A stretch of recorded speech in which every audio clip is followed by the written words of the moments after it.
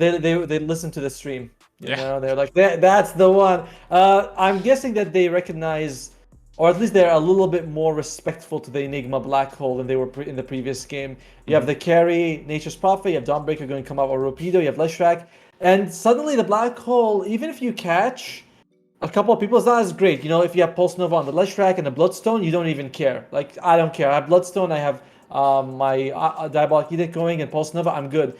Dawnbreaker heal on top of that, just it adds so much. Even if you catch Black Hole, if you don't catch the Dawnbreaker, there's nothing you can do. She's just gonna ulti and heal her allies to full.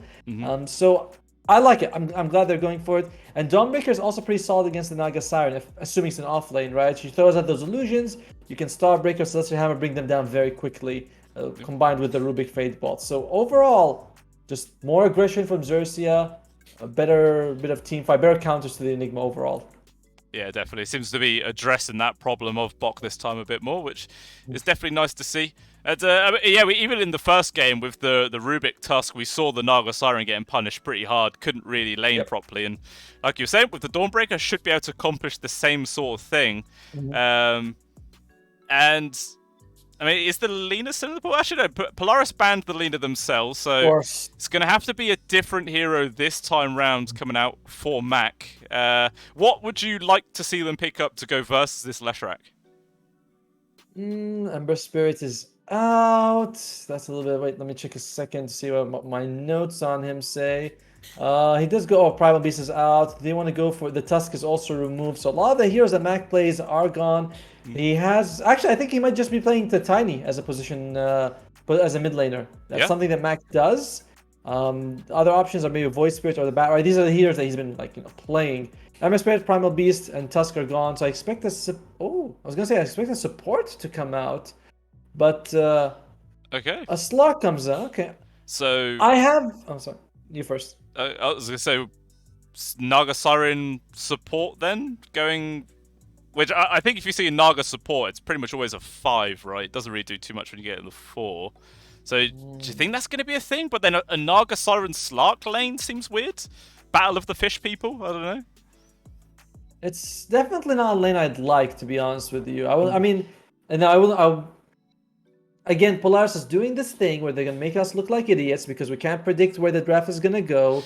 I mean, it could be the Jing Tiny. He does play it a fair amount. It could be Mac Tiny. And then we have Naga Siren 5, Carry Slark, Bok on the Enigma. The mid lane is going to be coming out. But look at what XERXIA do. They ban Disruptor. You know, why can't you just pick normal, guys? Why can't you do that? I don't know. It just seems completely bonkers. I don't know really what's going on in this draft right now. I feel pretty confident though that it is a position 5 XERXIA looking for though, right? Like, surely Nature's carry off Dawn, mid Lesh for Rubik, and trying to grab their own 5, which is why obviously Polaris decided to take away the Treant Protector. I mean, Jar Jar did have a great game in the last one, but regardless, Polaris do not want to let him have that hero again. To be fair, we have seen support Dawnbreaker quite often. It's I think almost as popular as the core Dawnbreaker. I'm surprised Silencer is not really an option for either side. Does feel like on one hand you can cancel Black Hole, really good. On the other hand, you can cancel Dawnbreaker's ultimate, also really good. So I feel like Silencer is going to be the premium position 5, assuming that's what both teams are actually looking for. Yeah, definitely. And well, it's going to be the priority going towards XERXIA as they have the first pick to come on out. So we'll see if Polaris, might heed that potential pick and ban it out now. Well, they're going to use some of their reserve time to work with it. I mean, this is probably one of the longest drafts we've had at this entire tournament. Normally it ends with a team having like at least a full minute left, but both these teams really running it down, and they decide to ban out the Viper. Okay, maybe they're like not sure if this is a 5 Dawnbreaker or a 3. Trying to touch both of them at the same time. Yeah, because a 5 Dawnbreaker is solid, right? You can get a Holy Locket, build a mech, and Leshrac, Rubik, Nature's Prophet, these aren't heroes are going to be mech builders. You can get on the Dawnbreaker, you can farm decently, and they go with the Elder what? Okay, that is something we've not seen for a very long time. A bit of ET action. So, I'm guessing ET's more likely to be the position 3, right, and then the Dawnbreaker be on the support. I feel like that's sort of more normal. And okay, it's a 5 ET. Right. Yes. Okay. That's it is going to be the offlane Dawnbreaker as we thought. Karma on the Nation Storm. So a good global presence from XERXIA. You also have the Elder Titan who can just get those stunts from long range. And I mean, of course, you have that percentage ultimate as well, which is it's pretty good. Like XERXIA's draft is a little bit more aggressive, quite durable, more global. Has a heal. It's nice. Polaris. What do they take? They take. It's going to be Jing coming out. So it's the position 4 Naga Siren. Yeah. Cool. And the position 5 Tiny. What? That seems. Why have they done it that way around? No, surely it should be the Tiny 4, right, and then the Naga 5. It's going to be because they don't want the Naga Siren to go up against Rubik and Dawnbreaker. In that situation, you're doing nothing, you know? True. So you'd rather have it going... I don't think it's a good matchup either way. I feel like as a Naga Siren, you're screwed whether you're up against Elder Titan or this duo, but Elder Titan's slightly more manageable, and you're going to be using that to save Enigma. You know, it's a little bit... It's an odd draft. Polaris, this draft is all over the place. But I still think they're a slightly better team, and that's why I'm going to go for them. They, of course, have the Naga Sign to interrupt the Stone Black Hole. They still have the team fight. That makes the hero worthwhile. The laning stage, I do think is going to go in XERXIA's favor, though. Yeah, I think, you know, in my opinion, I think I'm going to go with the opposite outcome there. I think I'm leaning towards XERXIA in this one. Like, I feel that they're ticking quite a few of the boxes. They've got some nice frontliners of the ET Dawnbreaker. You've got good damage output from the Lesh and the Natures. And I don't know, like the Polaris draft this time round just seems really, really shaky to me. So, you know, we will see how it obviously ends up panning out. Again, the laning phase is going to be a big factor on who's able to come out ahead in this one. But yeah, it definitely feels like XERXIA favored. Yeah, I mean, we can both agree that XERXIA probably looks like they're going to have a solid laning phase. Polaris, their damage is also not that outstanding burst damage that we saw, right? Like we saw the Lina coming out the previous game. This time it's, you know, Death Prophet and Slark. These guys do take their damage, do take their time to get the damage going. So extended fights also not going to be too bad for XERXIA. You have the Dawnbreaker heal, and that's just going to be very useful. Rapido, though, he's not going to go for Aura build. That's kind of an issue with the Dawnbreakers. As an offlane, you don't really want to go the Guardian Greaves and Holy Locket. It's awkward to play in that situation. Yeah, I already queued up just stats and the phase boots, so wants to try and play as aggressively as possible. You know, potentially shut down the Slark in the early parts of the game. Yep, and I like it. You know, but again, it's always the identity crisis of the Dawnbreaker. Is she gonna be a nurse, or is she gonna squash you with her massive thighs? Ooh. Well, yeah, let's not go there. You know, talk about everything that we've done with those thighs, but yeah, this is a PG cast, Otomo. We can't go mentioning that. What's wrong with thighs? Yeah, what's wrong with them? Something bad with that? Nothing bad. Nothing bad at all, my friend. He was still at the start. CML does take a fair beating from Rapido and Bombi, but you know, nothing a few tangos can't sort out. Did obviously start with 2 stacks, so gonna start healing up as much as possible.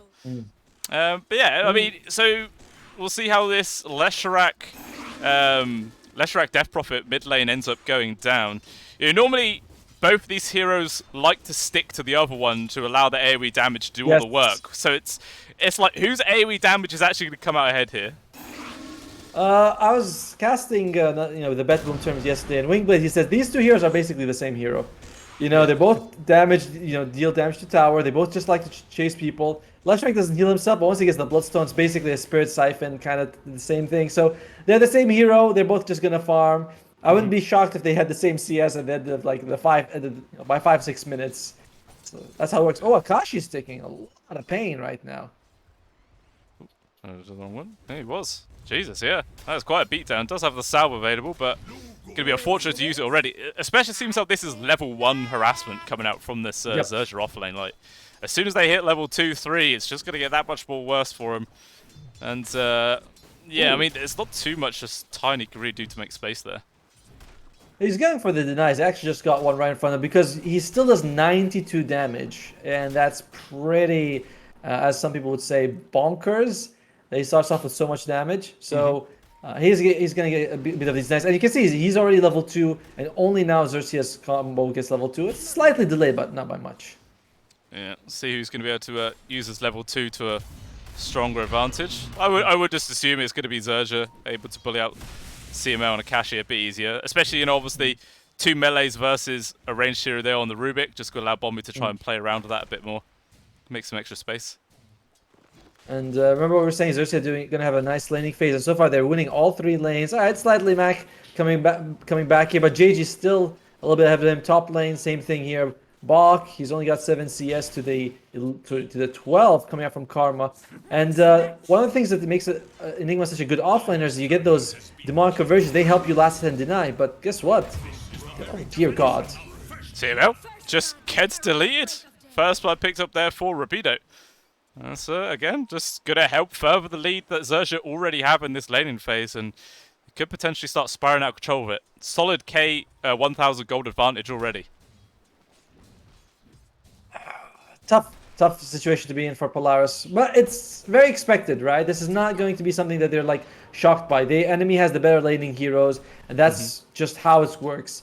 By the way, I was thinking about another reason why they put the Tiny bottom instead of the Naga Siren. Tiny is definitely way more able to take the damage coming out from the Rubik and the Dawnbreaker. He's got 920 health. Naga Siren's got 700. Yeah, and that's with a bit of extra. That's with a bit of extra stats. So Tiny, he can just stun and run. Naga Siren doesn't even have the health pool to survive one like volley of spells. Yeah, and should just end up feeding away more. That's definitely a good thing to point out. But it's, I mean, yeah, even though he's probably the better of the 2 supports to put in this lane, definitely feels like you know, some other support would have been able to try and make a bit more space for the Slug, because Akashi is suffering massively. He's only 7-1 right now. He's like well behind all the rest of the cores in this game. Yeah, that's the unfortunate thing for Polaris, that they were locked into the Tiny and Naga Siren very early. It was first pick Naga Siren, or at least first phase picked, and then Tiny was the 3rd pick for them. So they really had no way to adjust after that. They could have put the Tiny mid, but Mac wasn't feeling it. Nah. Tell you what, to go a different direction. Decided to go for the old Death Prophet instead of the mid Tiny, and you know, I quite like it as well. I like the mid Death Prophet way. It feels like, I think we've discussed it before in previous series, but the mid Tiny, like, unless you get that blink really early, you start making tons of kills, the hero just drops off super fast. Yes. And I mean, sometimes you have to go for like the Blink Dagger, then we see them go for Echo Saber, then you go for an Aghanim Scepter. It's an expensive shopping list, and you need the kills to fuel it. Yeah, definitely. It doesn't look like he would Akashi, get that many kills. Sorry about that. Akashi, he's got nothing, man. He's got 9 CS. And Bach suffering as well, but Bach has you know, he has Black Hole. Akashi does not have a Black Hole. That's the difference between Slark and Enigma. Definitely is. And we'll also see him out, taking a bit of damage himself. Avalanche to make the space. Akashi like showed himself for a second, but immediately had to run away. And yeah, so far, also the top lane, XERXIA doing decently well, keeping the Bok out, you know, as far as possible. It is just like the battle of the creeps. You got the Treants versus the Eidolons, and so far the Treants are winning, just very slightly. Yeah, what's gonna win, right? Splinters of a galaxy deity, or you know, a couple of bushy boys. And it's like, well, the bushy boys seem like they're way stronger. It definitely is. I suppose you got the spammability a little bit more. Actually, never mind. 37-second cooldown versus 44 now. So you know, it's a couple of extra seconds there of uptime. Yeah, but to be fair, you start off with 37. He starts off with 60, so he didn't have the spamming advantage early. He still has it. So, and I think the mana cost I was gonna say is a bit lower. It is lower by 10, so don't think that's really a factor in favor of Nature's Prophet. Nah, shouldn't make too much of an impact going forwards. But still, we see level 6 now online for both of these 2 mid laners. Mac holding the point, but he has an arcane rune. So if there was ever a time to, you know, level up Exorcism and try and push this tower, it's while this is activated and, you know, get that skill back up online a little bit sooner. Yeah, Mac's having a very nice time in the mid lane, but he's the only one on his team. Rapido has no other word to describe it. He has crushed Akashi. He is 1,000 gold ahead. Akashi, he's forced to he asks the CML, he's like, go get me some creeps, you know, please, just get them on my side. And even then, sometimes he's not able to get it just because they're next to the tower. Luckily, he's gonna be able. He should be able to get these 3, but very tough. Mid lane though, Mac, he wants the tower. Yeah, he's going for it. Potential grab there onto Jar Jar. The stomp not landing on 21. But, you know, he's doing his job. He's dragging them away from the tier 1 tower. He's buying time and space. Did they even find him? Just about. The Crypt Swarm getting the final touches. But, you know, that was like 10, 15 seconds worth of Exism that did just get wasted right there. So, you know, that might just be the difference of keeping this tier 1 tower alive. That certainly helps. I mean, I think that was an exorcism used with the arcane ruin though, so it's not the biggest deal. Like Mac, he's happy to get that kill, and these kills do add up. Like we always talk about structures and buildings, but early game, getting 3 or 4 kills on someone not only shuts him down, gives you a lot of the bot. Oh, yeah, gets him a solo kill. JG was there in response to at least bring him down after the fact, but regardless, it's not too bad turning to events. Meanwhile, Karma also dropping down, so both carries dying on opposite sides of the map just then.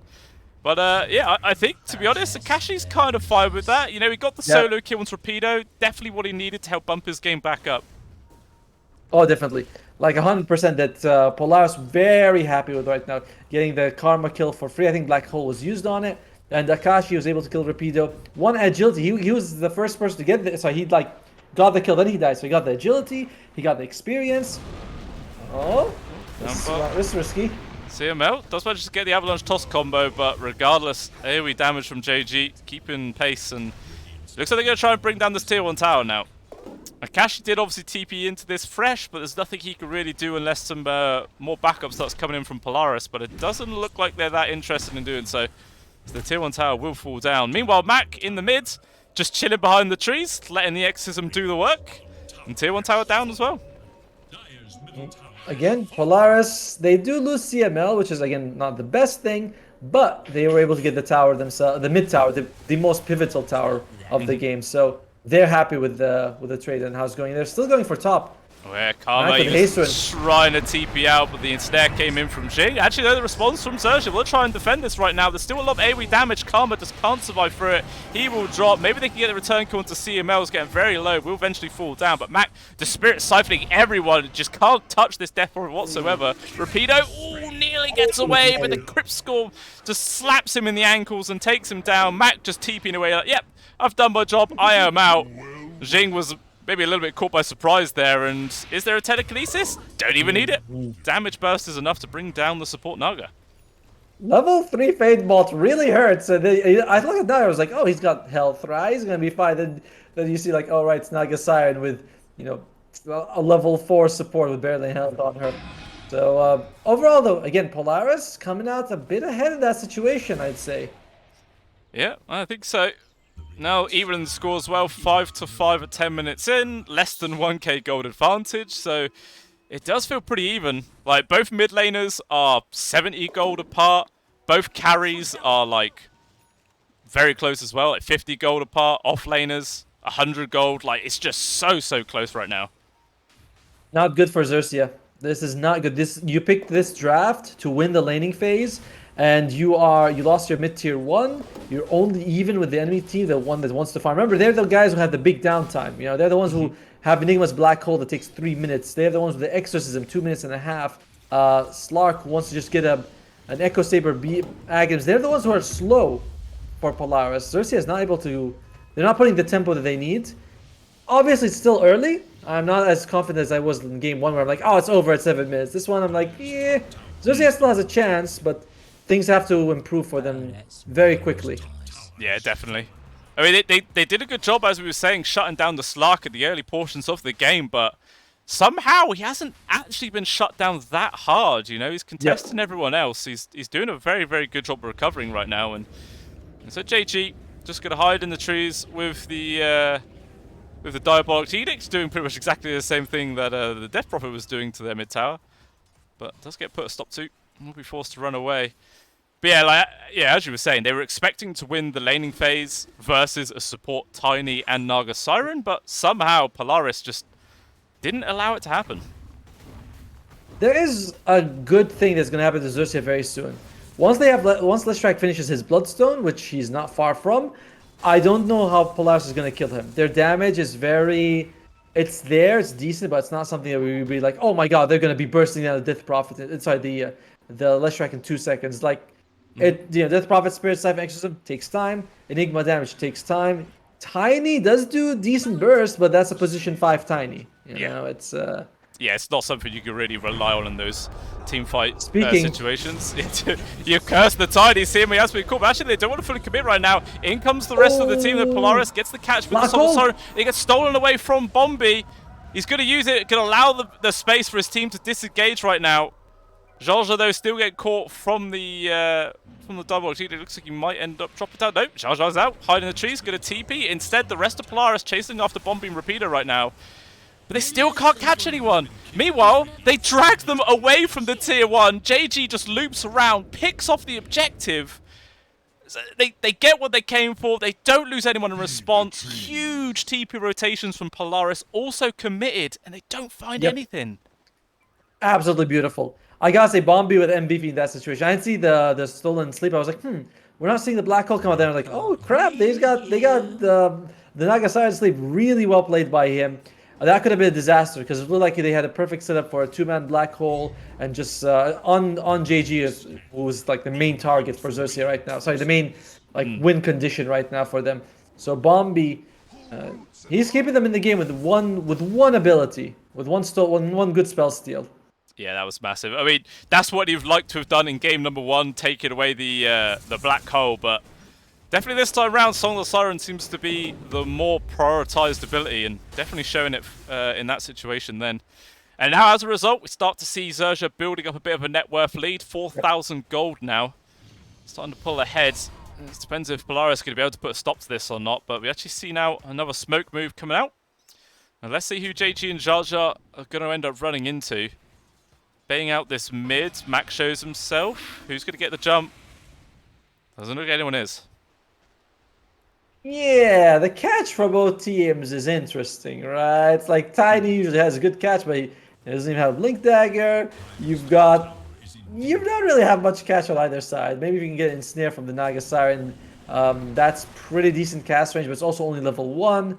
So overall, it just feels like getting the jump on either side is going to be rather tough. Bottom lane, they do want to go for this tower here. They do have JG with the Bloodstone, and they're feeling very strong, and why wouldn't they?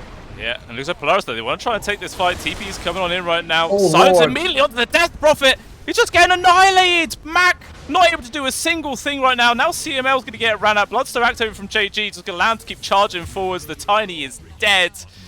And yeah, the Naga Siren and Enigma are like, we're not coming, boys. Just let the tower go. That was your fault. You know, we told you don't TP like that. Yeah, that was kind of interesting TP, very close to their side of the map. Instantly gets stunned, instantly gets murdered. And like, now XERXIA, they're the ones who are playing like Polaris were playing game 1 of top lane.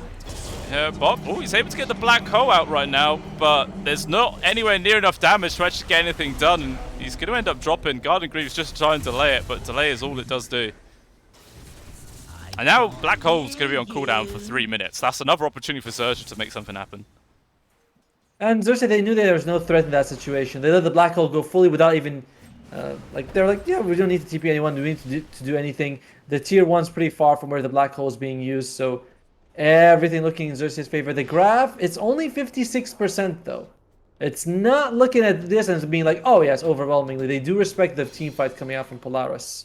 Yeah. Maybe the graph thinks that this Naga Siren's another core. And it's getting a bit confused because it definitely feels like it should be 75 to 25. Like that's how it's feeling to me. I guess I agree with that. I mean, it does feel like it's just really heavy. Oh, Mac. Yeah, he's been He caught might be in by trouble. the sleep. Rest of XERXIA coming on in right now. Going to focus on towards the back. Oh, Pops wow. the Exism. Able to get out of range of Rapido's ultimate. He's still alive for now. moly. Plenty of time for people to come on in. He eventually drops, but he's done tons of damage in response. Karma's going to end up dropping down right now, but Jing maybe overextends. Will get caught out, and now it looks like XERXIA going to change their attention over towards CML. Another sleep connection. Going to put the Tiny in the ground. So another favorable trade there for XERXIA, 3 for 1, but at least Polaris were able to take down the enemy carry. Expensive takedown though. You're still very happy for XERXIA. You are giving Akashi some time to farm, and we have seen these Like the carry Slark by himself turn games around. Like Slark is just crazy good. If and this game is, in particular, does feel like a bit of a free game, right? Starbreaker easy to dodge, Elder Titan's easy to dodge. Like the spells, Let's Track as well. The stun, only the Rubik Lift scares you, but everything else, once you get a BKB, it feels like a very easy game for the Slark to play. Yeah, definitely. And pretty much all the weight is on Akashi's shoulders because of that, and he's still trying to work in towards that Ags, just about 1,200 gold away. When they get that item, do you think Polaris will start playing aggressive, or do they have to just, keep the defensive style going and delay out the game for as long as possible? It feels like you would really like to delay it more. You want to get the BKB on Slark and the Mage Slayer. You get the Mage Slayer. Oh dear, CML. Oh, looks like he has been caught. Akashi was coming over there for a second, but immediately turns around instead. Mac also getting caught from the ultimate. But regardless, not enough damage to bring her down this time. Yeah, if I was Polaris, I'd be thinking I'd like this game to slow down, but that's what Xerxes doesn't want to happen. They just want to make sure they always pressure them. Akashi, you don't want just the Aghanim Scepter. You can fight with that, but if you had a BKB, you'd feel a lot more confident, or even a shard as well. Just something to give you a little bit more. Yeah, any little bit to help try and even this game out, but still 7k gold advantage 18 minutes in.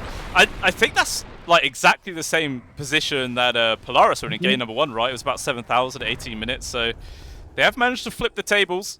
And they're in a very, very comfortable position right now to try and push this series to a game 3. But meanwhile, it looks like CML has been caught. TB coming in from Carl onto the sides, focusing on towards this Tiny. We'll be able to bring him down. And there are a few members of Polaris here, but Kashi now getting involved with this Aghanim Scepter, getting on top of the Nature's Prophet, but immediately has to disengage again as JG already committed the Bloodstone, but Bot, unfortunately for him, doesn't have any way of disengaging. Also going to call Mac competing the Exism, but the Sprouts actually hold him in place. They're going to try and bully him down. The Death Prophet just disappears like he's support, and now Kashi potentially overextending, has to use his ult just to run away, and it's another 3 kills there for XERXIA, not losing anybody again. A very awkward situation again. They were thinking, are we going to fight? Are we not going to fight? And CML loses his life very early. Bok, he kind of walks in thinking, maybe I'm going to get a black hole, but you're not going to be able to get against a Rubik in this situation. And Mac throws out the ultimate. At that point, you're committed, When you see the Exorcism press R, sorry, you see the Death Prophet press R, you're like, this team wants to fight right now. And Kashi jumps back in, but as we said, without a BKB, or he's not going to be able to do it. Mage Slayer is going to help immensely, though. It's going to really reduce the damage coming out from JG. Yeah, and the heal. Oh yeah, 100%. Yeah, like help bring down JG a bit faster without that extra bit of spell life still coming on in. And yeah, I mean, to be honest, in that fight, it just felt like a big communication breakdown there from Polaris. They were just going in one by one, like CML, then Bok, then the Death Prophet. Fortunately enough, Akashi was able to run away, and even just got a grab there onto Jing, but TP barely completing in time. But yeah, it just feels like they're not quite on the same page, Polaris, in this game number 2. Nope, and or maybe they are. It's just that they're fine with the way that goes, right? Like just throw some buys, XERXIA. They retreat from Roshan. Karma shows himself in the bottom lane, so suddenly, if you are Polaris, you can smoke and know there is no Nature's Prophet for a while. Yeah, and it looks like actually they just want to go for the Nature's Prophet right now, but a very nicely placed scan spots it coming, and it's all the read that he needs to TP on out. And now it looks like XERXIA with their own smoke. Looks like potentially they just want to go Roche, but instead, maybe seeing if there was anyone lingering in the triangle they could get a free kill, but they will fall back to go for this objective. And let's see if Polaris is going to be able to react in time. Unfortunately, they've moved themselves to the complete opposite side of the map right now, so they've got to start running. And even if they get there, maybe Naya Sleep can start them off decently. I don't know. Yeah, you gotta hustle. Luckily for them, as I said, they are taking their time with this Roche attempt. Yeah, it's not the fastest in the world. CML's first, jumps forwards. Oh, tried to get the connection onto Jar Jar, but couldn't even grab that. Unfortunately, he's going to have to try to disengage. Rapido's on the case. Stomp going to get the connection. Nice song from the high ground, actually. Gives the space towards the Tiny. Now potential with the Black Hole set up onto the 2 of the main cores. Whereas the Rubik's get the cancel, but instead, actually, the Rift from the ET put a stop to the ult.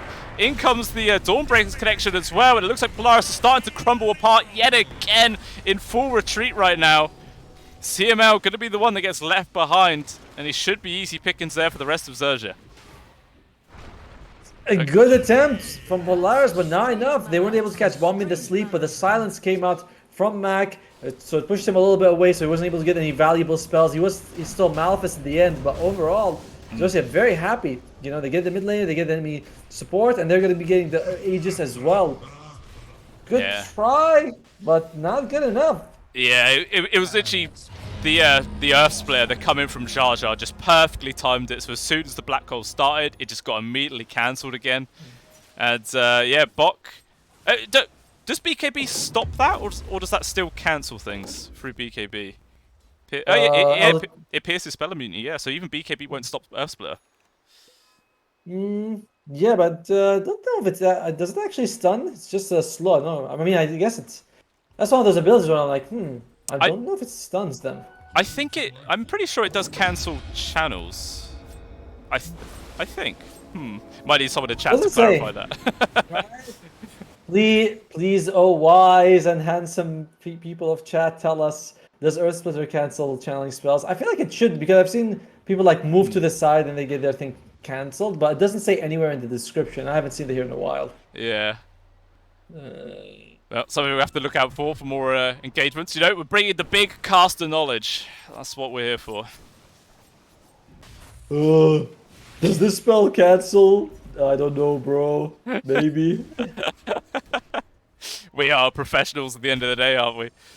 Oh dear. Well, we certainly work, you know. We're certainly professionals in the fact that we work for it. It's our profession. I don't know for veterans of the scene yet.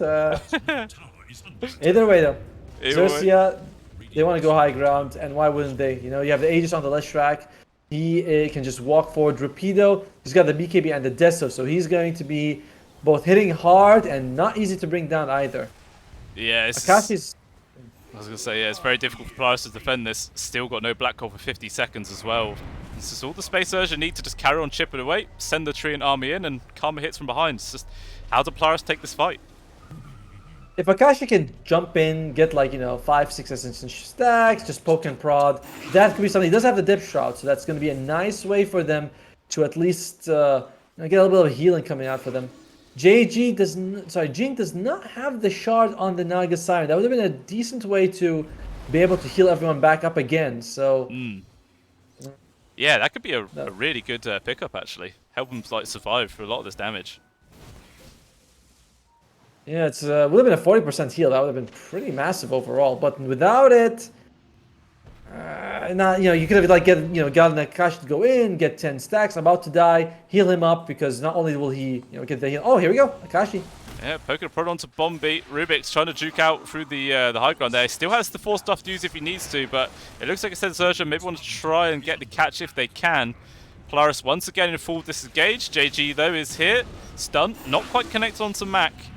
And we'll allow the DP to get himself out, but regardless, all 10 people of this game end up turning up at the bot, but no one actually wants to force the fight. Enigma, by the way, he's not going at all for the Blink Dagger, so we're not going to have that surprise jump in. Everyone's going to see him coming.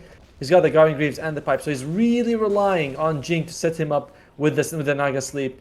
That's going to be awkward, right? If you go for the Shard, you don't want to use the Sleep like that. You want to use the Sleep as a sort of, mid-fight heal. But if you... Right now, you got to use it to set up the Enigma Black Hole top lane. He's probably going to be using it just to die anyway. Yeah, Jing, unfortunately for him, ends up just getting caught out once more. Unstoppable spree now for JG as well, as Leshrac is pretty damn comfortable in this game. Obviously tying with the net worth farm as well of Karma, so these two just feel equally as powerful right now. And talking about net worth though, poor old Bok, he's got his Guarded Greaves, he's got his pipe, but he's still got barely more gold than the enemy position for. Why you gotta say it like that, man? Come on, we can say like, oh, Bombi's farming like crazy. Look at him, he's so ahead. He stole mirror images though. Oh, dear CML.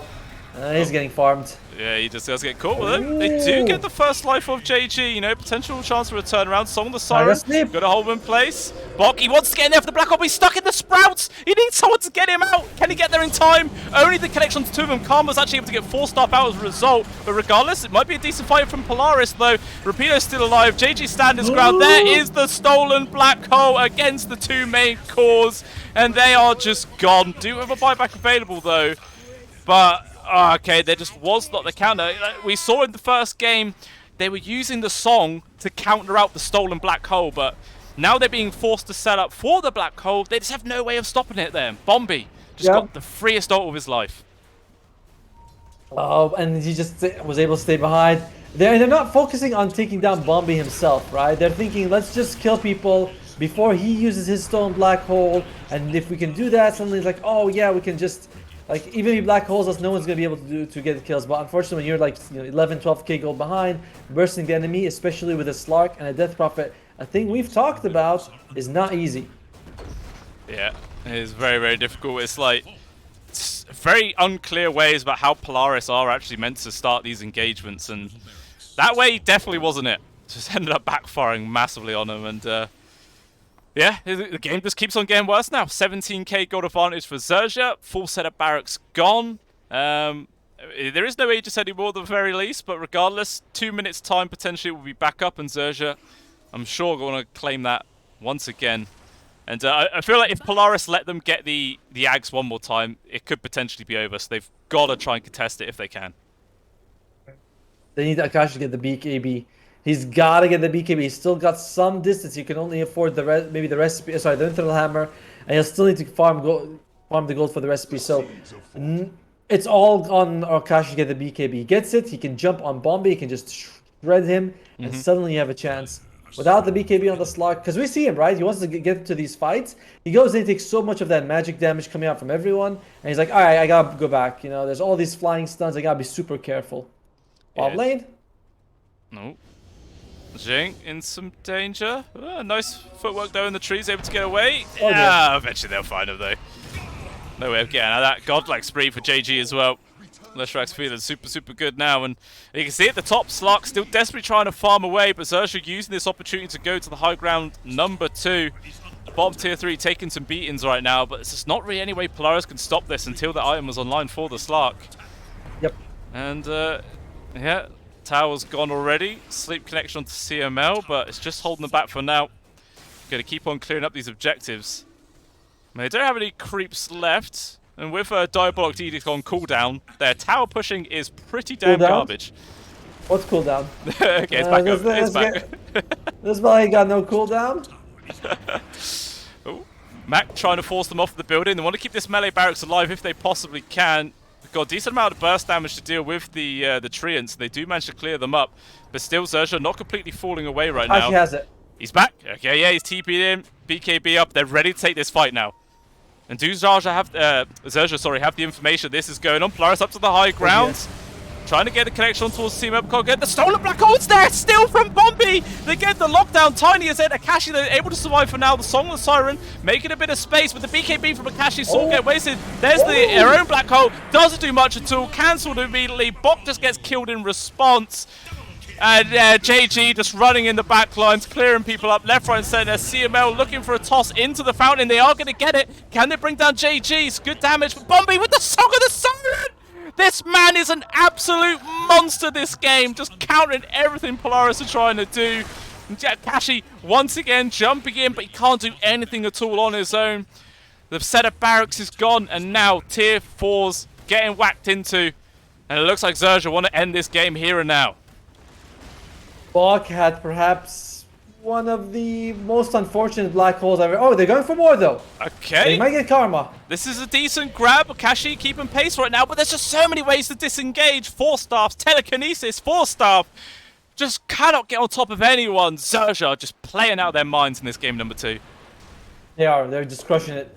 Like I said, Bok, he went for a black hole. He was trying to catch both Rapido as well as JG, and he got neither. Rapido was on the very edge in the southern side, JG on the top of the north side, and just both of them, like he estimated, they thought his hole was bigger than it was. It's not that hole, not that big, it's not global. And Rapido was able to just throw out his ultimate, and JG was able to just be fine with the, like, he wasn't caught. He went behind him and just did all his damage. So despite the black hole being impossible to steal and be used, because Rubik had just put his on cooldown, it didn't matter. He was just fine. And oh, sorry. I was gonna say the Song of Siren stolen by Rubik. That's with the shard, so it's gonna heal his allies as well. Yeah, that's very true actually. Yeah, that's very, very big, and oh, it's just perfection coming out from Xerxia in that fight. It was like, the fact that the black hole was the one he stole in the previous fight, but got a chance to use it for a second time, and then oh, it was absolutely monstrous. Now though, second Roshan being taken up here from Xerxia. Polaris are in the air, and we were saying earlier they've got to try and stop this from happening. If they allow this Aegis to get given away, 100% this game is over. But DD also in the hands of Karma. This is not easy at all to try and contest. Is anyone going to jump in? Not fast enough. Aegis into the hands of Karma. CBL jumps away too late, just gets punished immediately. And now 4 versus 5 situation for Polaris. They're still holding this high ground though. And they want to try and see what they could do. Karma smoke breaks, but he's just charged the high ground. He's got Aegis. He's perfectly happy putting his body in front of everyone else. Charging on towards the Enigma. Meanwhile though, Mac as well as Akashi going to the backlines. They found Bombi. That very elusive, dangerous Rubik has been put a stop to. But regardless, the rest of their teams get punished hard. Bombi buying back, trying to keep Jar Jar alive. It looks like he will get brought down. Bombi, if they can get this die back onto him, that's pretty damn big. Okay, they have space, but regardless, their top set of barracks get beaten too. Song the Siren though from Xing, hold him in place, but there's no Enigma with the black hole to make this into a real perfect fight, but still, they're going to try and do what they can. Oh my lord, the Death Prophet just disappears. Xing also dead. Akashi has just run away with his ultimate activated. So much AoE damage. And Megas have now been secured. There was a buyback from the Death Prophet, but couldn't put a stop to it. And still, they want to fight. Okay, they just tap out. Yeah, GG is called. And Xerxia pushed this series to a 3rd game. Really well played by them. Like, we saw the laning phase, I was thinking, alright, they need a little bit more coming out from Xerxia. They were like, came out even, maybe a tiny bit of an advantage, like 1,000 gold. We're like, you need a bit more. But the big timing was when JG got the Bloodstone. There was no damage for them to deal with him. They have no burst. We just said, like, this is going to be the time. This is going to be the break or make moment. And it went perfectly for Xerxia. He was just, I don't think he even lost his life once. Yeah, he just went unkillable on the Slush track. You had the Torpedo with the heal. Bombi had a couple of great steals with that stolen song that prevented them from getting that 2-man black hole. That really gave them what they needed. So, well played. Really well played by Xerxia. 100%. That really did feel like the Bombi show there in that second game. As you were saying, that first Song of the Siren, that allowed them to get that initial like 4,000, 5,000 gold lead. They started spiraling out of control, and he didn't stop there. He did not stop there. He got so many amazing steals, and yeah, just really was able to do a perfect Rubik showing. And that's what we all wish we could do in our pubs, right? Every time we pick a Rubik, we're like, yes, I'm going to do this. I'm going to get the right ults. I'm going to make the work happen. I'm going to flip this around for my team, and he definitely did it this time. So he is 100% my MVP of that game. Yeah, I mean, when we play Rubik and the game goes to that stage and you click on the steal on the Enigma, you get like, look at my demonic conversions. Very useful to have in the middle of a team fight. But Bombi, like a god with a hero. Rapido as well. Bombi and Rapido did a lot in the bomb lane because they made sure they shut down Akashi, who, to be fair, Xerxia has no way of controlling him. But if he's just one little fish boy and he's got behind on gold and everyone's on your team is farmed and able to take a fight, you don't really care. Like Slark, you can ignore him he's not carry. You have to focus on every fight. Yeah, definitely. And I'm suffering a bit of a technical issue there. For some reason, my graphics driver just decided to crash on me. I have absolutely no idea what the hell's just happened. So I've got a lot of random black screens. My camera is there now, but I don't think yours is. I'll see if I can get that back quickly. I don't know what's quite happened. It's on purpose. Just say I'm ugly. Just say I'm ugly. I'm fine with it. At least be honest somewhat for once. No, it's not that. Yeah, that's very weird. Well, apparently according to the stream, my camera is back, but yours is struggling to return. And I'll try and fix that in the post in between games. But yeah, is there anything else we could say from that series there, Otomo? Nah, just really well produced, well done by really well done by Xerxia. I think that Polaris had a couple of good ideas, but that just wasn't. Just Xerxia outplayed them. I don't think Polaris made big mistakes, honestly. Yeah, definitely. It did just seem like they really did come together as a team and just performed absolutely out of their minds. Hey, he's back. There you go. Right, Hey, we got the yeah. camera again. That's very weird. But yeah, apart from that little mess up at the end, that is the end of game number 2, guys. Game number 3 will be coming up in about 10 minutes' time, so do not go anywhere.